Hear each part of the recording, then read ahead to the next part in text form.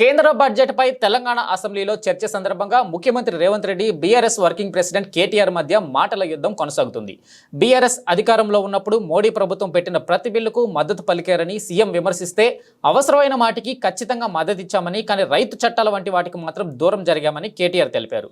ఆదానీలతో కాంగ్రెస్ ప్రభుత్వం కుమ్మక్కైందని కేటీఆర్ ఆరోపించారు. ఆదానీ అంబానీలతో కుమ్మక్కు కావాల్సిన అవసరం తమకు లేదని సీఎం అన్నారు. అసలు కేసీఆరే కేంద్రం తెచ్చిన ఎన్నో చట్టాలకు మద్దతు తెలిపారని ఆరోపించారు.